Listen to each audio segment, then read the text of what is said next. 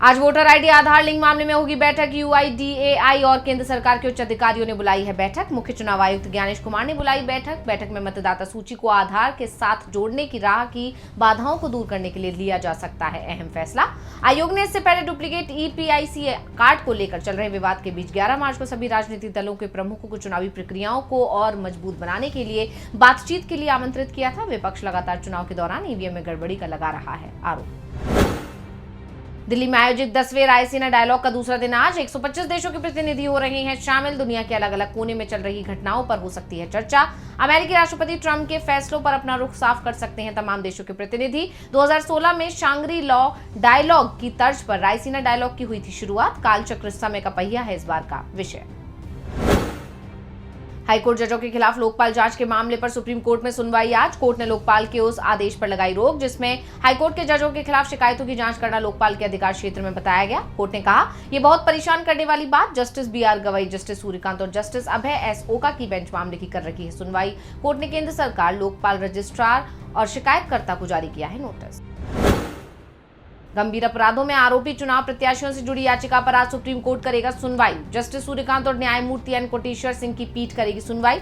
याचिका में केंद्र सरकार और चुनाव आयोग को गंभीर आपराधिक मामलों में आरोपियों को चुनावी प्रक्रिया से दूर रखने के निर्देश देने की मांग। चुनावी प्रक्रिया को स्वच्छ और पारदर्शी बनाने के लिए काफी जरूरी माना जा रहा है ये मामला। हाईकोर्ट के जजों के खिलाफ शिकायत मामले में आज होगी सुनवाई। न्यायमूर्ति बीआर गवई, सूर्यकांत और अभय एस ओका की 3 न्यायाधीशों की पीठ करेगी सुनवाई। सुप्रीम कोर्ट ने पिछले दिनों लोकपाल के 27 जनवरी को पारित आदेश पर लगाई थी रोक। पीठ ने उन न्यायाधीश के नाम का खुलासा करने पर भी रोक लगा दी थी जिनके खिलाफ लोकपाल ने सुनी थी शिकायत। सुप्रीम कोर्ट ने शिकायतकर्ता को हाईकोर्ट के जज के नाम को गोपनीय रखने के दिए थे निर्देश। दिल्ली के नवनिर्वाचित विधायक सीखेंगे नियम कायदे। आज से ओरिएंटेशन कार्यक्रम की होगी शुरुआत। 2 दिवसीय प्रबोधन कार्यक्रम किया जाएगा आयोजित। लोकसभा अध्यक्ष ओम बिरला करेंगे कार्यक्रम का उद्घाटन। कार्यक्रम का मकसद विधायकों को संसदीय प्रक्रिया, आचार संहिता और सुशासन की जानकारी देना। सदन के सभागार में होगा कार्यक्रम। ओरिएंटेशन के उद्घाटन सत्र में अध्यक्ष विजेंद्र गुप्ता, उपाध्यक्ष मोहन सिंह बिष्ट, मुख्यमंत्री रेखा गुप्ता और नेता प्रतिपक्ष आतिशी होंगी शामिल। राष्ट्रगान, दीप प्रज्वलन और स्वागत भाषण से होगी कार्यक्रम की शुरुआत। मुख्यमंत्री और नेता प्रतिपक्ष विधायकों को करेंगे संबोधित। हरियाणा विधानसभा का बजट सत्र। हरियाणा के बजट पर होगी चर्चा। सत्र के हंगामेदार रहने के आसार। 17 मार्च को सीएम नायब सिंह सैनी ने पेश किया था बजट। युवाओं और महिलाओं के लिए किए गए कई बड़े ऐलान।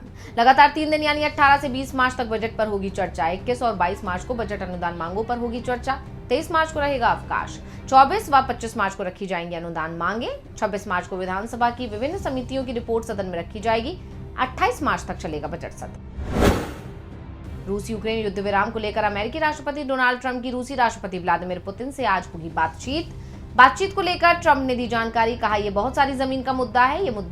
ये युद्ध से पहले की तुलना में बहुत अलग है। अमेरिका के दबाव में यूक्रेन ने 30 दिन के युद्ध विराम को दी मंजूरी। पुतिन ने रख दी शर्त। ट्रंप के राष्ट्रपति बनने के बाद पुतिन के साथ उनकी दूसरी बार रूस यूक्रेन युद्ध पर सार्वजनिक रूप से होगी बातचीत। न्यूजीलैंड और पाकिस्तान के बीच आज खेला जाएगा दूसरा T20 मुकाबला। न्यूजीलैंड के डुनेडन के मैदान पर भारतीय समय के अनुसार सुबह 6:45 पर शुरू होगा मुकाबला। पहला मुकाबला हारकर 5 मैचों की सीरीज में 1-0 से पीछे है पाकिस्तान। सीरीज बराबरी की कोशिश करेगी पाकिस्तान की टीम। दूसरा मुकाबला हारा तो सीरीज में पाकिस्तान के लिए वापसी हो जाएगी मुश्किल। बाबर और रिजवान के बिना सीरीज में उतरी है पाकिस्तान की टीम। मौसम विभाग ने उत्तर भारत में बारिश और ओलावृष्टि को लेकर जारी किया अलर्ट। आईएमडी ने यूपी, बिहार और मध्य प्रदेश में बारिश होने की जताई संभावना। बारिश के चलते सरसों, गेहूं और गन्ने की फसल पर पड़ेगा बुरा असर। जबकि दिल्ली एनसीआर में तेज हवाओं के साथ तेज धूप से बदलेगा मौसम का रुख, जिससे दिल्ली में बढ़ेगी गर्मी। 25 से 30 किलोमीटर प्रति घंटे की रफ्तार से चलेगी तेज हवाएं। सोमवार को दिल्ली में अधिकतम तापमान रहा 32 डिग्री सेल्सियस, जबकि न्यूनतम तापमान 17 डिग्री सेल्सियस के आसपास रहा।